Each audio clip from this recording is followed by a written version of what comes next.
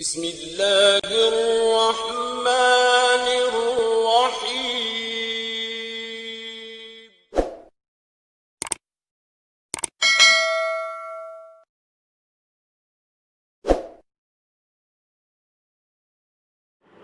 نحمده ونصلی علی رسولہ الکریم، اما بعد، اعوذ باللہ من الشیطان الرجیم، بسم اللہ الرحمن الرحیم۔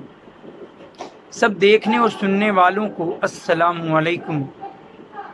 رب اشرح لی صدری ویسر لی امری واحلل عقدۃ من لسانی یفقہوا قولی۔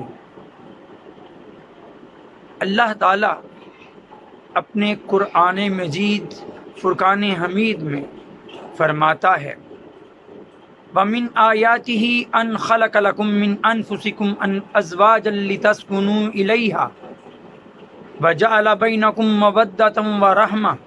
سورہ روم کی آیت نمبر 21 میں اللہ نے فرمایا ہے، اور اس کی نشانیوں میں سے ہے کہ اس نے تمہیں میں سے تمہارے جوڑے پیدا کر دیے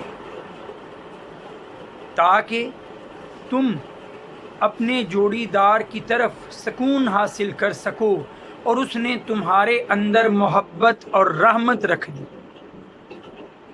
پھر حدیث کا ذکر کروں تو نبی کریم صلی اللہ علیہ وسلم نے فرمایا، من تزوج فقد استکمل نصف الایمان فلیتق اللہ فی النصف الباقی۔ جو کوئی تم میں سے شادی کر لیتا ہے، نکاح کر لیتا ہے، تو اس نے اپنا آدھا دین مکمل کر لیا، اور باقی آدھے دین میں وہ اب اللہ سے ڈرے۔ حضرت انس بن مالک رضی اللہ تعالیٰ عنہ اس حدیث کے راوی ہیں۔ اب آیت کا بھی میں ذکر کروں تو اللہ تعالیٰ نے نکاح کو سکون کا باعث قرار دیا، باہمی محبت اور باہمی ہمدردی اور مہربانی کا ذریعہ بتایا۔ حدیث کا ذکر کروں تو نصف دین کی تکمیل کہا گیا اسے، لیکن کیا کروں، اس معاشرے پر نظر دوڑاتا ہوں تو ہر طرف بگاڑ نظر آتا ہے۔ آج زیادہ تر شادیوں کا منطقی انجام طلاق پر، باہمی اختلافات پر، جھگڑوں کی صورت پر ہی نکلتا نظر آتا ہے۔ کیوں ایسا ہے کہ اللہ جس کی بات سے سچی بات کسی اور کی نہیں ہو سکتی، وہ نبی برحق جو اللہ کے حکم کے بغیر بولتا نہیں، وہ شادی کو برکت کا باعث، شادی کو سکون کا باعث، شادی کو باہمی محبت و الفت کا باعث قرار دیں، لیکن یہاں باہمی تنازعات کی صورت نظر آئے۔ جہاں تک میں سمجھ پایا ہوں، میری نظر میں ہم اس رستے سے، اس ضابطے سے ہی ہٹ چکے جو اسلام نے نکاح کے وقت اپنانے کی ہمیں تلقین کی ہے۔ ہمیں یہ یاد رہا کہ اسلام نکاح کے لیے کہتا ہے، اللہ اور اس کا رسول نکاح کی طرف رغبت دلاتے ہیں، لیکن ہم یہ بھول گئے کہ اللہ اور اس کے رسول نے ہمیں نکاح سے پہلے کن ضروری باتوں کا اہتمام کرنے کی تلقین فرمائی ہے۔ نکاح کے وقت کون سی باتیں دیکھ کر نکاح کیا جائے، کون سی باتیں لڑکی میں دیکھی جائیں، لڑکے میں دیکھی جائیں، اور پھر حامی بری جائے نکاح کی۔ صحیح بخاری حدیث نمبر 4802، 4802 نمبر حدیث، صحیح مسلم حدیث نمبر 1466 یعنی 1466۔ صحیح بخاری اور صحیح مسلم دونوں میں حدیث کا موجود ہونا حضرت ابو ہریرہ رضی اللہ تعالیٰ عنہ اس حدیث کے راوی ظاہر کرتا ہے کہ متفق علیہ حدیث ہے، متفق علیہ حدیث۔ اور حدیث کے الفاظ کیا ہیں؟ نبی کریم صلی اللہ علیہ وسلم نے فرمایا، تنکح المرأۃ، عورت سے شادی کی جاتی ہے، نکاح کیا جاتا ہے، لِأَرْبَعٍ، 4 چیزیں دیکھ کر، لِمَالِهَا، اس کا مال، ولی حسبہا اس کا حسب نسب خاندان، ولی جمالہا اس کی خوبصورتی، ولی دینہا اور اس کا دین اس کی سیرت، فاظفر بذات الدین تو کامیاب کر اسے جو دیندار ہو، سیرت والی ہو، تربت یدا کا اللہ تیرا بھلا کرے۔ حدیث میں 4 چیزیں کہی گئیں اور ہم جو اس حدیث میں 3 پہلی چیزیں ہیں ان پر ہی تکیہ کیے ہوئے ہیں، ہم صرف وہی چیزیں چاہتے ہیں۔ اللہ کے رسول نے فرمایا خوبصورتی دیکھی جاتی ہے، آج ہم خوبصورتی پر مر مٹتے ہیں۔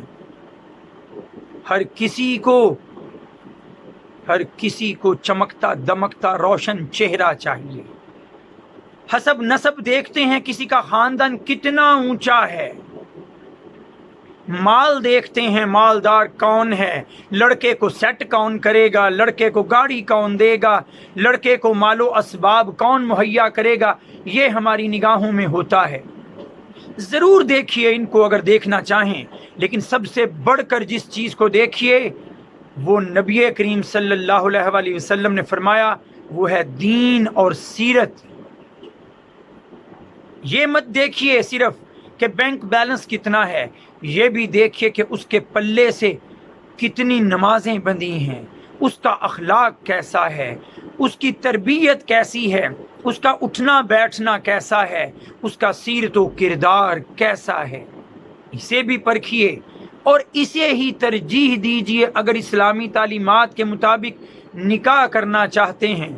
پھر سنیے اسی مفہوم کی ایک حدیث سنن ابن ماجہ میں 1864 نمبر حدیث، حضرت عبداللہ بن عمر اس کے راوی، نبی کریم صلی اللہ علیہ وآلہ وسلم فرماتے ہیں لا تزوج النساء، عورتوں سے شادی نہ کرنا، لحسنہن ان کا حسن دیکھ کر، فَأَسَا حُسْنُهُنَّ ہو سکتا ہے ان کا حسن ان یردیہن انہیں تباہ کر کے رکھ دے، وَلَا تَزَوَّجُوهُنَّ اور ان سے نکاح اس لیے بھی نہ کرنا لِأَمْوَالِهِنَّ ان کے مال و دولت کی وجہ سے، فَأَسَا أَمْوَالُهُنَّ ہو سکتا ہے کہ ان کا مال ان تطغیہن انہیں سرکش بنا دے، باغی بنا دے، وَلَكِن تَزَوَّجُوهُنَّ عَلَى الدِّينِ بلکہ ان سے نکاح کرو دین کے معیار پر۔